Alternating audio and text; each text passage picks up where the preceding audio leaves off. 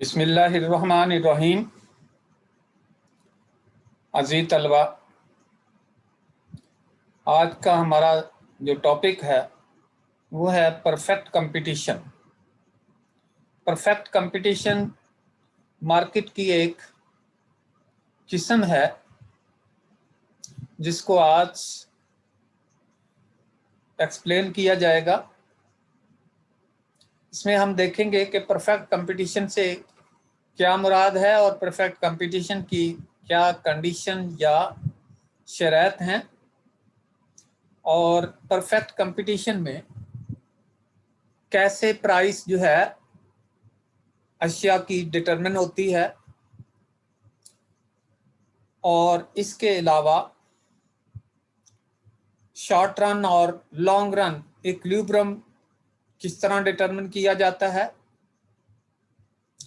Short run और long run में output level और प्राइस को फर्में किस तरह डिटरमिन करती है।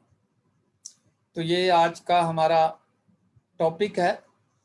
लेकिन परफेक्ट कंपटीशन को डिफाइन करने से पहले ये ज़रूरी है, क्योंकि ये परफेक्ट कंपटीशन मार्केट की एक किस्म है, इसलिए हमें ज़रूरी है कि पहले मार्केट को डिफाइन कर लिया जाए कि मार्केट क्या होती है।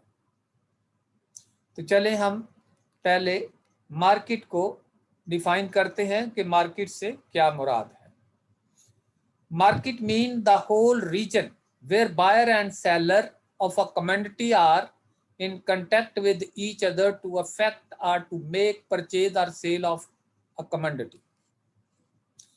मार्केट से मुराद एक ऐसा इलाका है, एक ऐसा एरिया है जहां पे बायर और सेलर यानी फरोख्त कुनिंदा और खरीद कुनिंदा एक चीज का फरोख्त कुनिंदा या फरोख्त कुनिंदगान या ख़रीदार जो है वो आपस में कनेक्ट होते हैं, राब्ता करते हैं, एक दूसरे के साथ राब्ता करते हैं to affect or to make purchase or sale of a commodity, उस चीज की सेल या परचेज करने के लिए। It should be noted that in economics market is not a specific area और प्लेस इन दिस कंप्यूटराइज्ड इरा। ये बात नोट करनी चाहिए कि आजकल के इस दौर के अंदर इकोनॉमिक्स की रूह से मार्केट एक स्पेसिफिक इलाका या जगह नहीं है, खास जगह नहीं है।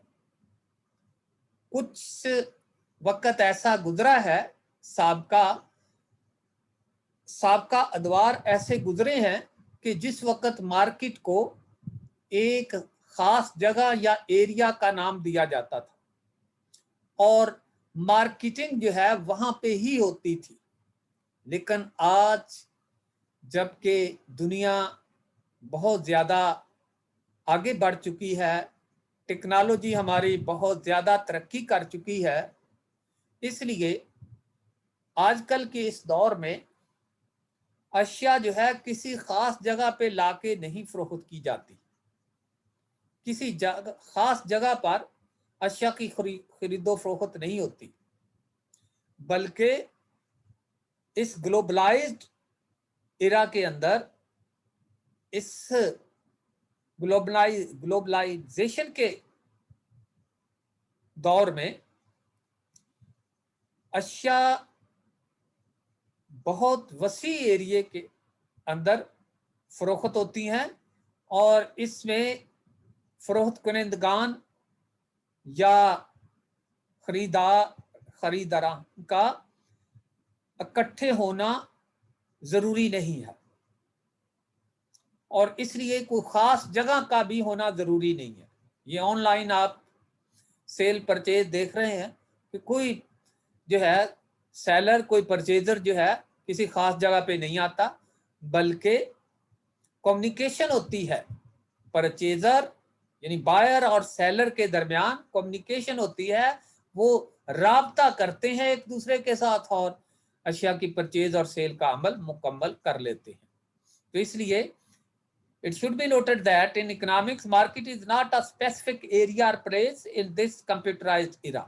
It is also not necessary to meet with each other for the buyer and seller at a particular place for purchase or sale of goods.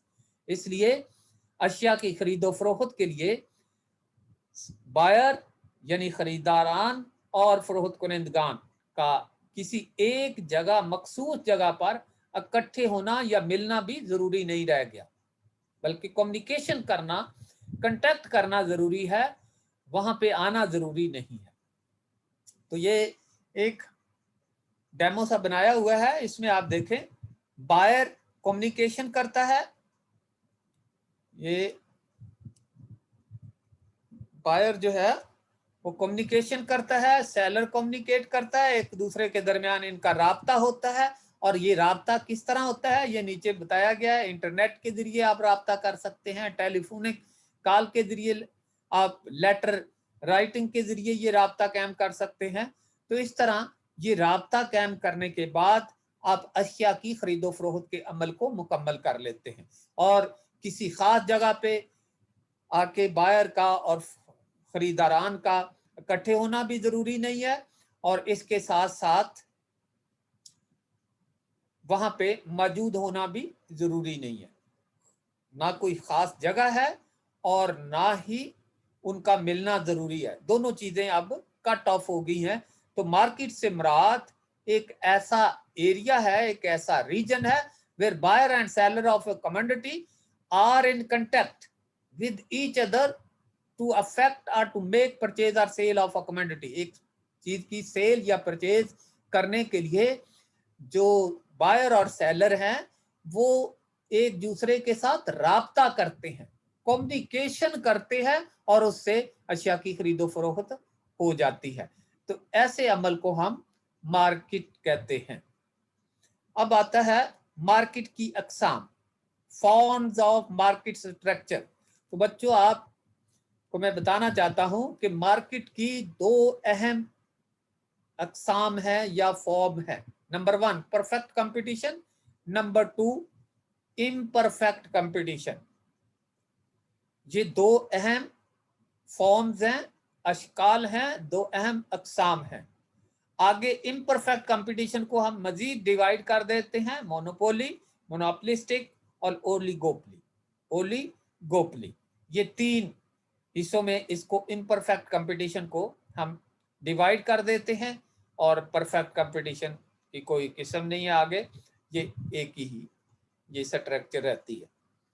आज का हमारा जो टॉपिक है वो है परफेक्ट कंपटीशन। इनको हम बाद में डिस्कस करेंगे इन मार्केट्स को, लेकिन आज का जो टॉपिक है वो है परफेक्ट कंपटीशन। हम परफेक्ट कंपटीशन को डिफाइन करते हैं कि परफेक्ट कंपटीशन से क्या मुराद है।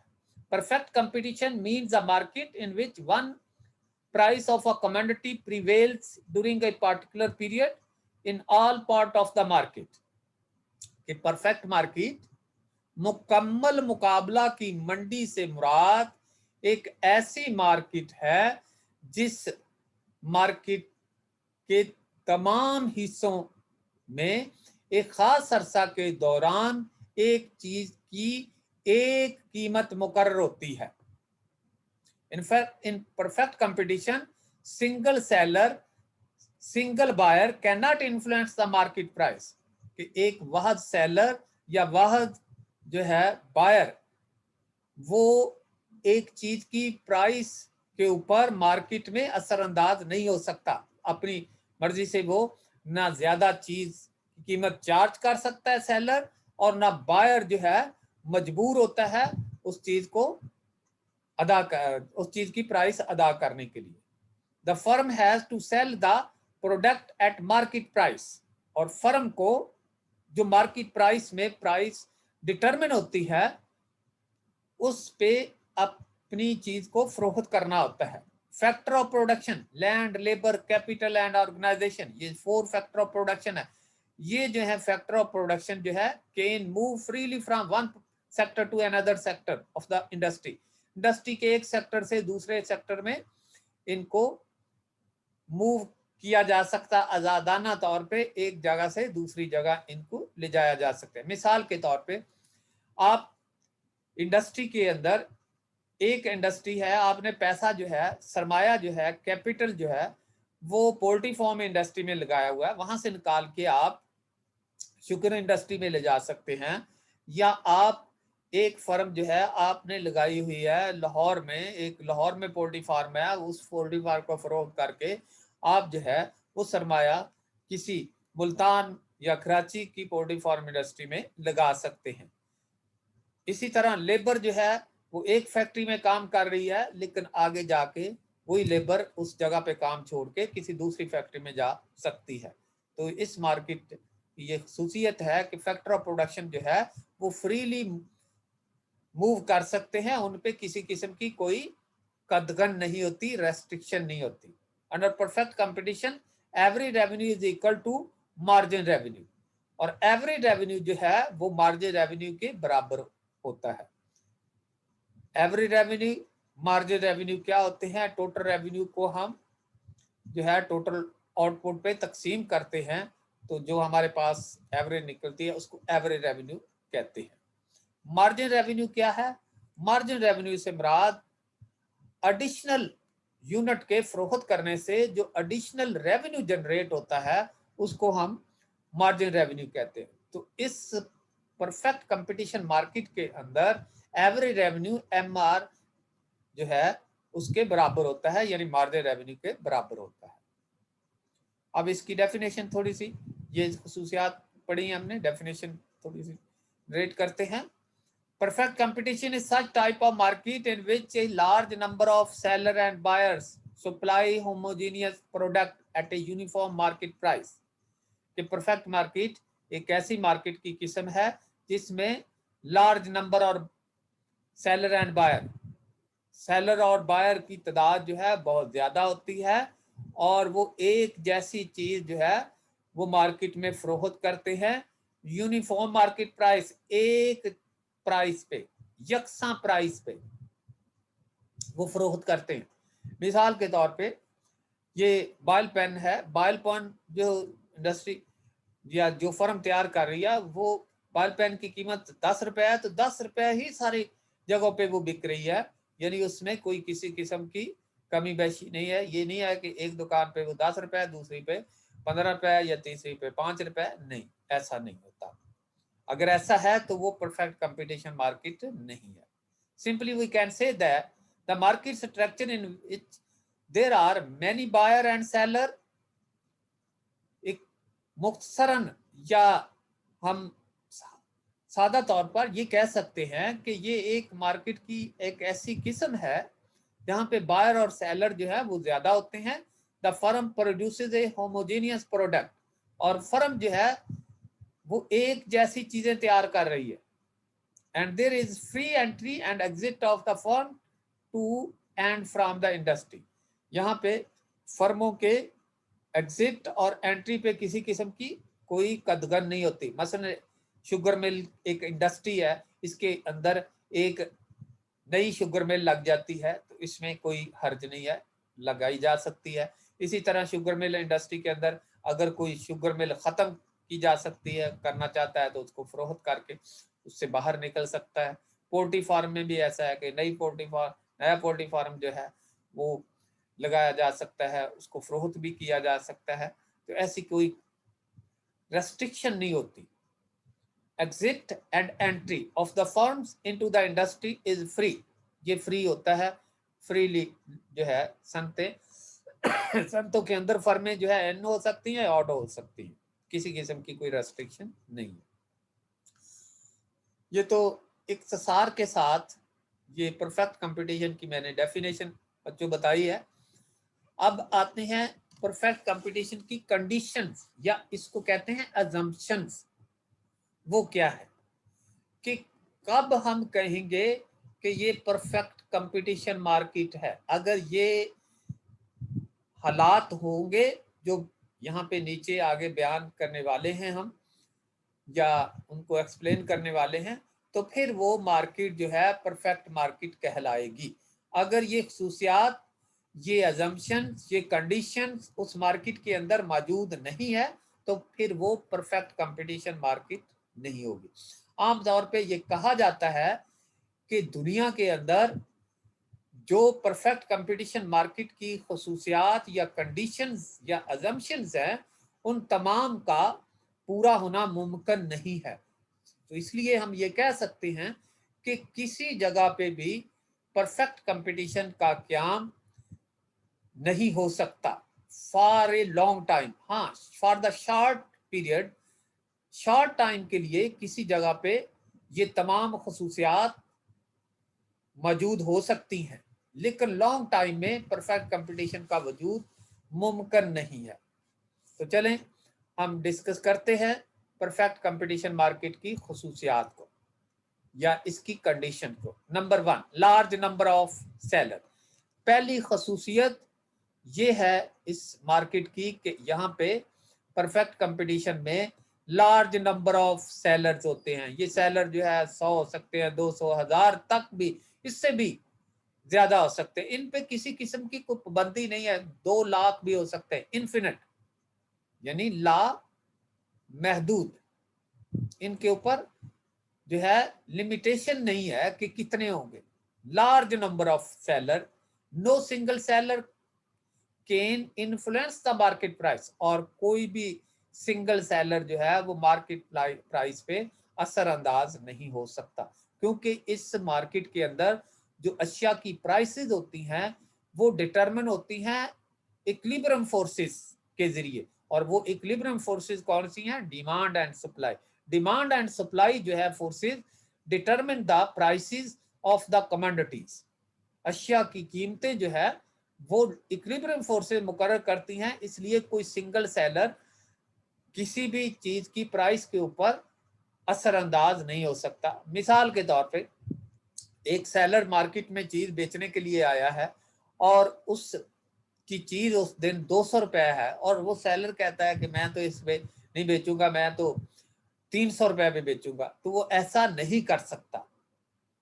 उसको वही जो प्रिवेलिंग प्राइस है मार्केट के अंदर डिमांड और सप्लाई की वजह से डिटरमिन हो रही है, वही उसे टेक करनी पड़ेगी, लेनी पड़ेगी।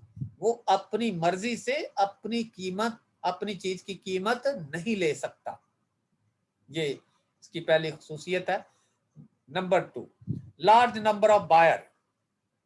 बायर की तादाद ज्यादा होती है, यानी खरीदारों की तादाद भी इसमें ज्यादा होती है। There is large number of buyers, no single buyer can affect the market price of the commodity. कोई भी सिंगल बायर जो है वो मार्केट प्राइस पे अफेक्ट नहीं कर सकता। इसमें कोई जो है बायर ये समझता है कि अगर मैं ये चीज नहीं खरीदूंगा तो इसके ना खरीदने से उस चीज की कीमत कम हो जाएगी, तो ऐसा मुमकिन नहीं होता।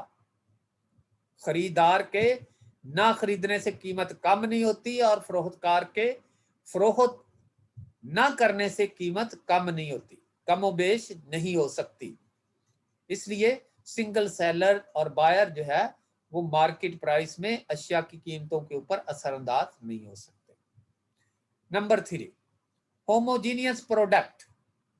इन a competitive market all the firm sell the homogeneous product. जितनी भी फर्में होती हैं वो एक जैसी चीज जो है वो फरोख्त कर रही होती हैं। The buyer are not in a position to find the substitute in product. Buyer जो है वो कोई भी उस प्रोडक्ट का सब्स्टिट्यूट तलाश करने में कामयाब नहीं होता। मिसाल के तौर पे मैंने मिसाल बॉयल पॉइंट की दी है कि बॉयल पॉइंट जो फर्म तैयार कर रही है तो वो सब जो है बॉयल पॉइंट एक जैसी है और उनमें कोई भी जो है ये तफरीक नहीं कर सकता या कोई उसमें ये नहीं कह सकता कि कौन सी जो है पेंसिल उससे ज्यादा अच्छा फायदा देगी। ऐसा मुमकिन नहीं होता, तमाम पेंसिलें एक जैसी ही होती हैं। तो होमोजीनियस प्रोडक्ट होती है जो फर्में वो चीज तैयार कर रही हैं वो तमाम की तमाम एक जैसी होती है। इसी तरह और को हम ले लेते हैं, अगर कोई फर्म कपड़ा बना रही है तो वो कपड़ा एक जैसा बना रही होती है, उसमें मुख्तलिफ किस्म का कपड़ा नहीं बना रही। अगर मुख्तलिफ किस्म का कपड़ा बना रही है वो फर्म तो इसका मतलब है कि वो परफेक्ट कंपटीशन मार्केट नहीं है। इसके बाद 4 नंबर पे है no preference. Consumer can not prefer any particular producer due to similarity in product. इस मार्केट की एक खसूसियत ये है कि प्रोडक्ट के अंदर इतनी सिमिलैरिटी होती है कि कोई भी सार्फ जो है किसी प्रोड्यूसर को प्रेफर नहीं करता, उसको तरजीह नहीं देता, क्योंकि सब प्रोड्यूसर के पास वो एक जैसी ही प्रोडक्ट है, एक जैसी ही चीज उसके पास अवेलेबल है। इसलिए तरजीहात वाला स्टेप जो है वो यहाँ पे गैप होता है, खत्म होता है। और कंज्यूमर जो है can not prefer any particular producer due to similarity in product, और प्रोडक्ट में सिमिलैरिटी की वजह से वो किसी खास प्रोड्यूसर को तरजीह नहीं देता। तो एक ये भी इसमें है कि तमाम प्रोड्यूसर एक जैसी, जैसे ये शुगर मिल, तमाम शुगर मिलें एक जैसी चीनी तैयार कर रही हैं, तो इस तरह प्रोड्यूसर ये नहीं समझ सकता कि वो किससे जो चीनी खरीदे। इसी तरह घी जो है, जो मुख्तलिफ किस्म की अकसाम ये घी तैयार करें वो परफेक्ट मार्केट की किस्म नहीं होगी, एक जैसी जो है चीजें तैयार करें तो वो जो है परफेक्ट मार्केट कहलाएगी। इसी तरह मसलन ये नेमत वाले हैं, डाल्टा वाले हैं, डाल्टा जो है वो किसी जगह पे भी लें कीमत भी उसकी एक है, ठीक है, और उसके अलावा दूसरा वजन भी एक जैसा है, उसकी क्वालिटी भी एक जैसी है एक पैकेट की, तो उसमें आप किसी प्रोड्यूसर को जो है तरजीह नहीं देते। इस तरह बाटा वाले हैं, बाटा के जूते हैं, उनकी कीमत भी एक है, पूरे एरिया के अंदर किसी दुकान से ले लें एक जैसी कीमत पे वो मिलेगा, मटेरियल भी एक है और सारी चीज़ें उसमें। आप किसी खास दुकानदार को तरजीह नहीं देते कि फलां दुकान से जो है हम ये चीज़ खरीदेंगे, ये जूता खरीदेंगे तो वो बाटा का सस्ता मिल जाएगा, वहाँ दूसरी पे महंगा मिल, ऐसा नहीं। चलेंगे नेक्स्ट है फ्री एंट्री एंड एग्जिट। कि इस मार्केट के अंदर फर्मों की एंट्री और एग्जिट जो है वो फ्री है। It is the condition of the perfect competition that the firms can enter और exit the market at any time. कि फर्में जो है वो मार्केट के अंदर किसी वक्त भी इन हो सकती हैं और किसी वक्त भी फर्में जो है उस मार्केट को छोड़ सकती हैं। There is no restriction on them, उनके ऊपर किसी किस्म की कोई पाबंदी नहीं होती। जैसे मैंने कहा था कि शुगर मिल आप नहीं लगा सकते हैं, शुगर इंडस्ट्री में आप इन हो सकते हैं, शुगर मिल पहले वाली ख़त्म करके उसको बेच कर उसको ख़त्म करके आप जो है वो सरमाया अपना उस इंडस्ट्री से निकाल के पोल्ट्री फार्म इंडस्ट्री में लगा सकते हैं, ज़राअत में किसी जगह पे ज़मीन खरीद कर वहाँ पे उससे काम ले सकते हैं।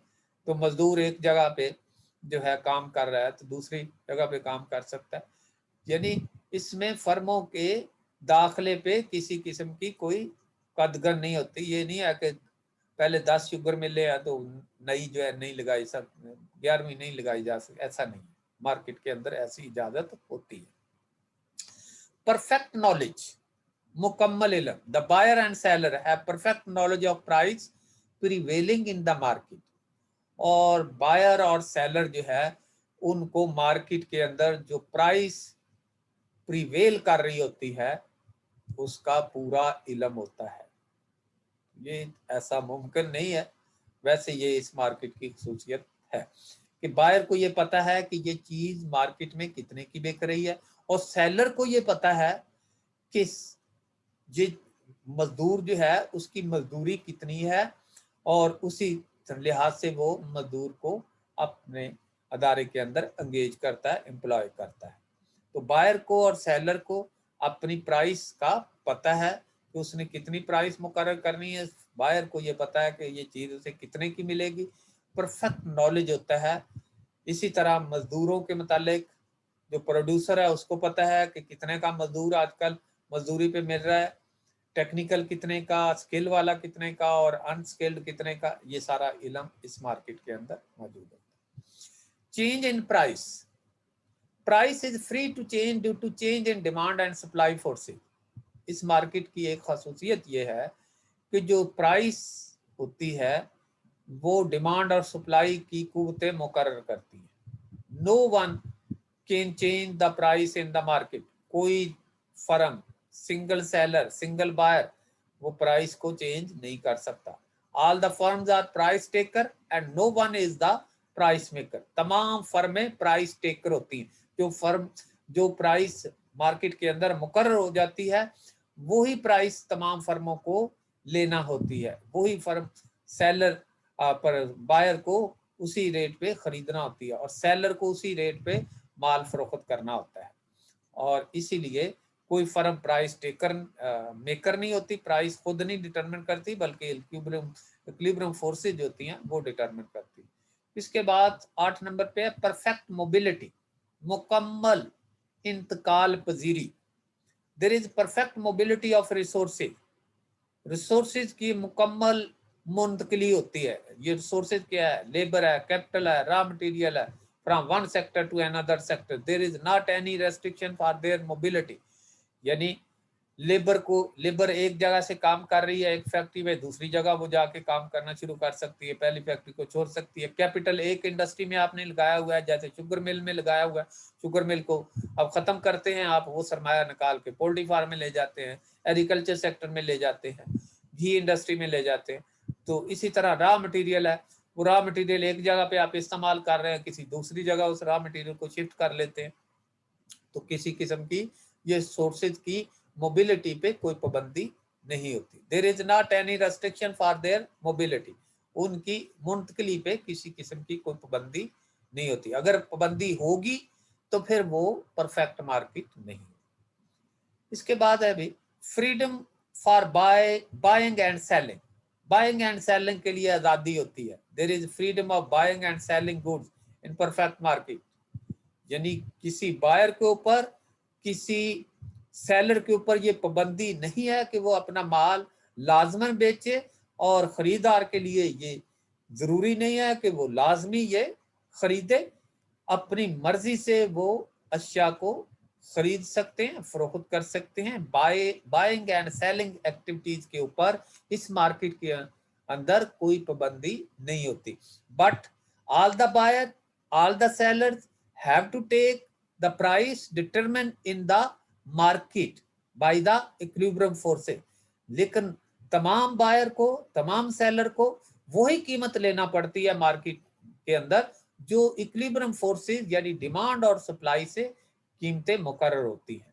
कोई भी सिंगल सेलर, कोई भी सिंगल बायर जो है वो अपनी मर्जी से प्राइस के ऊपर इन्फ्लुएंस नहीं कर सकता। और आखिरी पॉइंट जो है absence of transfer cost. Transfer cost इस मार्केट के अंदर प्राइस में शामिल नहीं की जाती।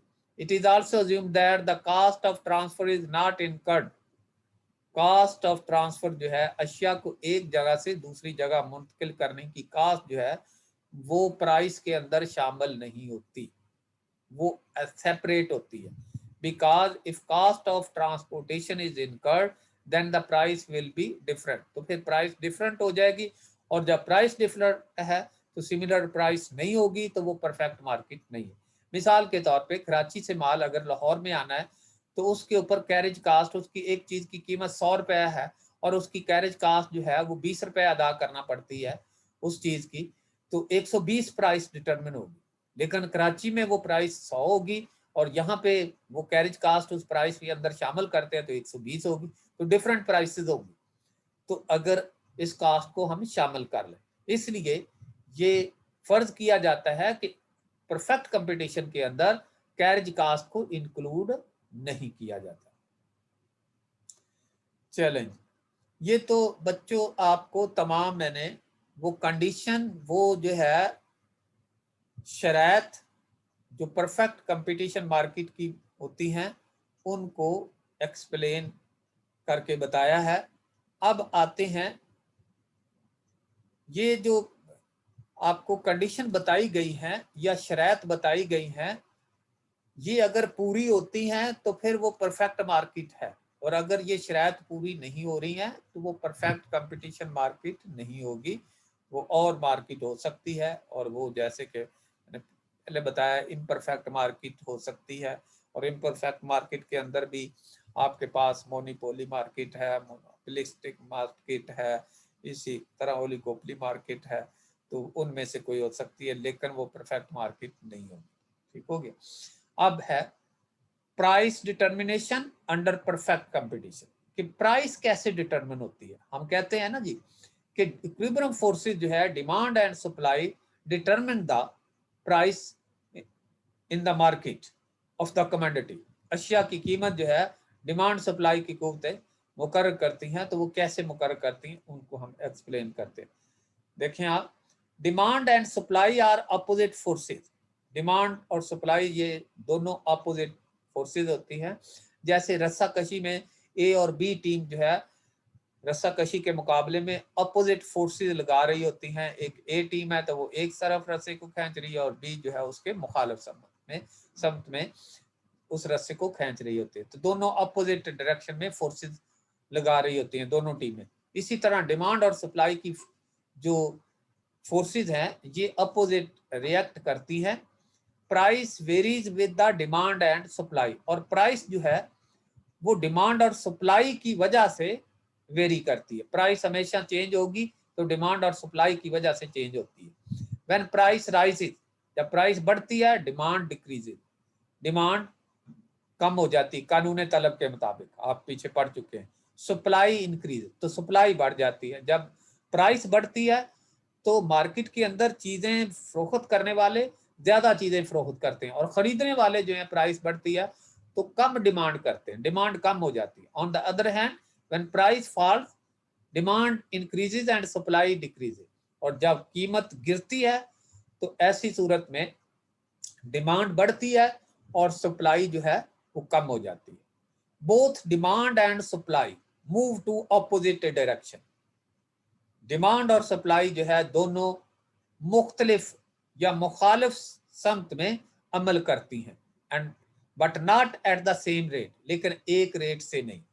मुखालिफ समत में अमल करती हैं लेकिन एक रेट पे नहीं, एक शरह से नहीं। जैसे आपको मैंने पहले बताया कि रस्साकशी के मुकाबले में ए टीम होती है, बी टीम, दोनों मुखालिफ समत में ये टीमें जो है अपनी फोर्स लगाती है, लेकिन जरूरी नहीं है कि जिस शरह से ए टीम अपना फोर्स लगा रही है उसी रेट से बी टीम वो जो है फोर्स लगाए, ऐसा नहीं होता।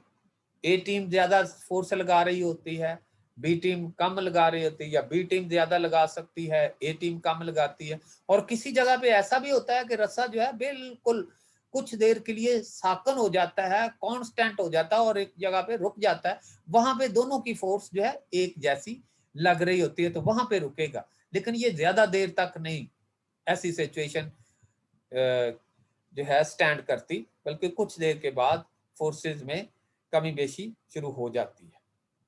Demand and supply try to be equal to a point which is called the equilibrium point.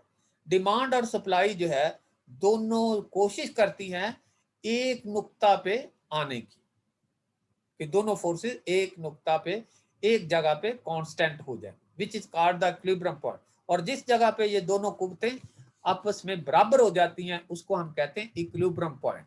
The point where demand and supply are equal, जहां पे डिमांड और सप्लाई इक्वल होते हैं, quantity demanded is equal to quantity supply, is called the demand and supply equilibrium.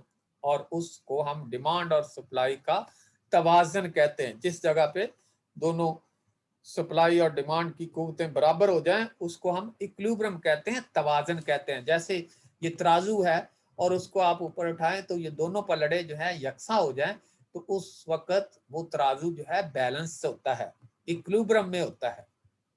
The price which is determined at that point is called the market price or equilibrium price।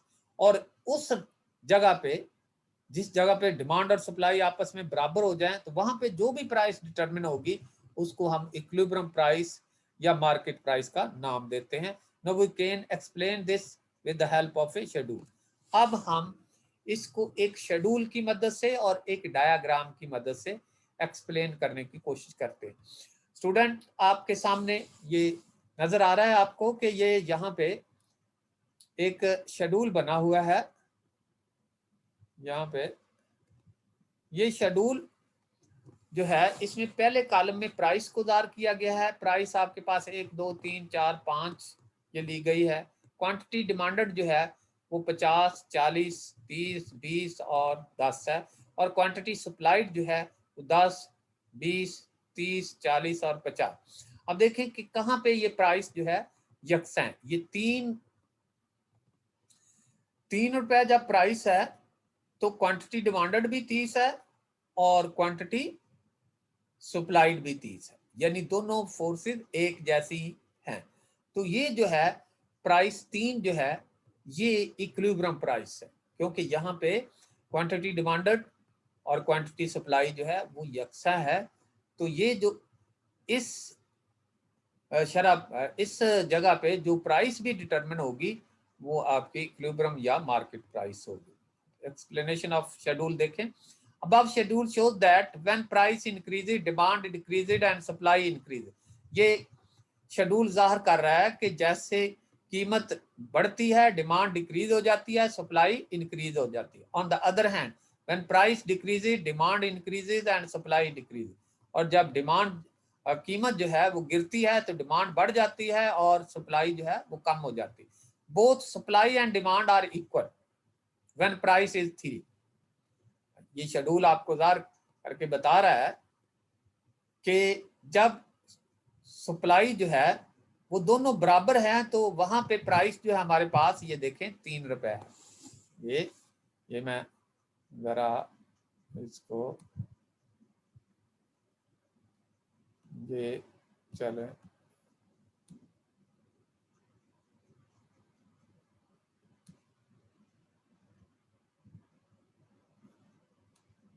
यहाँ पे और ये यहाँ पे, ठीक है बच्चों। देखें आप, ये 3 रुपए जब प्राइस है तो डिमांड भी 30 है और क्वांटिटी सप्लाइड भी 3। जब ये डिमांड सप्लाई दोनों बराबर हो जाए तो प्राइस वहां पे कितनी है 3। So this price is the equilibrium price. जो दोनों के बराबर होने से मुकर्रर होगी इसको हम कहेंगे equilibrium price, which is determined bye demand and supply forces. जो डिमांड और सप्लाई फोर्सेस से मुकर्रर होगी। और मार्केट के अंदर ऐसे ही होता है, जिस जगह पे डिमांड सप्लाई इक्वल हो जाए वहां पे जो प्राइस मुकर्रर हो जाएगी उसको मार्केट प्राइस भी कहा जाएगा, इक्विलिब्रियम प्राइस भी कहा जाएगा। Now we explain this with the help of a diagram. हम एक डायग्राम बनाते हैं इसी शेड्यूल की मदद से। तो देखें आप, आपके सामने ये एक साइड पे हमने प्राइस को ले लिया है और ओ वाई ये हमारे पास एक लाइन है।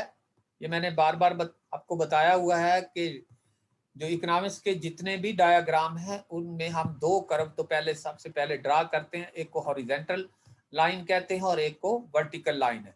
ओ वाई जो है ये वर्टिकल लाइन होती है और एक ये जो लाइन है ये मैं कर्सर लेके जा रहा हूँ, ये जो है ओ एक्स, ये ओ एक्स लाइन होती है। इसको हम हॉरिजेंटल लाइन कहते हैं और इसको हम वर्टिकल लाइन कहते हैं। ये वर्टिकल लाइन और हॉरिजॉन्टल लाइन जिस जगह पे ये आपस में आके मिलती हैं, ये ओ जो है इसको हम कहते हैं ओरिजिन, इब्तदाई नुक्ता। जिस जगह पे ये दोनों खत खींचे जाते हैं इसको ओरिजिन मबदा कहते हैं, ठीक है। और ये सबसे पहले हम ये खत खींचेंगे और इसके साथ हम प्राइस डिटरमिन कर देंगे। क्या कर देंगे, एक साइड पे हमने प्राइस को डिटरमिन कर दिया ओ वाई के साथ और इस साइड पे ओ एक्स के साथ हमने डिमांड और सप्लाई को डिटरमिन कर दिया। जब हमारे पास कीमत 3 है, ये 3, तो 3 से ये खाता हमने खींच दिया, ठीक है। और यहाँ पे हमारी जो है क्वांटिटी डिमांडेड कितनी है 30 है। ये मैंने इस जगह पे ये नंबर नहीं दिए, चले वैसे फ्री हैंड ये ड्राइंग की हुई है। तो ये सपोज आप कर लें कि ये आपकी प्राइस 3 है। ये 3 पे ये लाइन लगाई और इधर 30 से हमने लाइन लगाई, ठीक है। तो यहाँ पे ये एक नुक्ता हासिल कर लिया, इधर से ये खत खींचा और इधर से खत खींचा। या इसको प्राइस तो बाद में भी डिटरमिन हो सकती है, लेकिन हमने ये एक खत सप्लाई का खींचा ऊपर की तरफ और एक खत डिमांड का नीचे की तरफ, क्योंकि डिमांड खत जो है वो हमेशा from left to right downward होता है और सप्लाई कर्व जो हमेशा up to left to right upward होता है। इन दोनों खतूत ने जिस जगह पे भी एक दूसरे को इंटरसेक्ट किया है वहां पे हमने नुक्ता ले लिया, और जिस जगह पे ये इंटरसेक्ट करेंगे ये इक्विलिब्रियम पॉइंट होगा, और इक्विलिब्रियम पॉइंट से हम इधर एक लाइन खींच देंगे। ये जो लाइन खींचेंगे जिस जगह पे ये लाइन ओ वाई को टच करेगी वो जो प्राइस होगी वो इक्विलिब्रियम प्राइस होगी। यहाँ से लेकर ये जो मुकर्रर हुई है ये इक्विलिब्रियम प्राइस है, और यहाँ से लेकर यहाँ ये इक्विलिब्रियम क्वांटिटी है। अब इसको एक्सप्लेन करते हैं। देखें, इसको डिटरमिन करने के लिए, प्राइस डिटरमिन के लिए हम पहले प्राइस सप्लाई का खत इस तरह खींच देंगे, और इस तरह ये डिमांड का खत जो है दोनों खींच देंगे, और जिस जगह पे एक दूसरे को ये खत इंटरसेक्ट करेंगे वहां पे जो पॉइंट होगा वो इक्विलिब्रियम पॉइंट होगा, और इक्विलिब्रियम पॉइंट से एक हम हॉरिजेंटल लाइन लगाएंगे ओ एक्स के पैरेलल, तो ये ओपी प्राइस मुकर्रर हो जाएगी, और इसी तरह ये वर्टिकल लाइन लगाएंगे ओ एक्स के ऊपर, इस तरह ये ओ क्यू जो है हमारे पास इक्विलिब्रियम क्वांटिटी हो जाएगी। चलें इसकी एक्सप्लेनेशन अब करते हैं। In the above diagram price is shown on O Y axis and supply and demand are shown on O Y axis. ये आर लिख देते हैं यहाँ पे,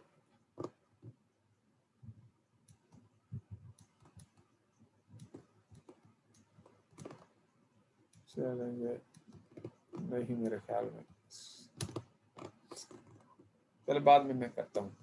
on O Y axis demand D is the demand curve and S S is the supply curve. ये D जो है ये डिमांड कर्व है और एस एस जो है ये सप्लाई कर्व है, ठीक है। अब इसके बाद demand curve has a negative slope, ये नेगेटिव स्लोप है, ऊपर से नीचे की तरफ आ रहा है, and moves from left to right downward, whereas supply curve has a positive slope, and move from left to right upward, ये upward की तरफ जा रहा है।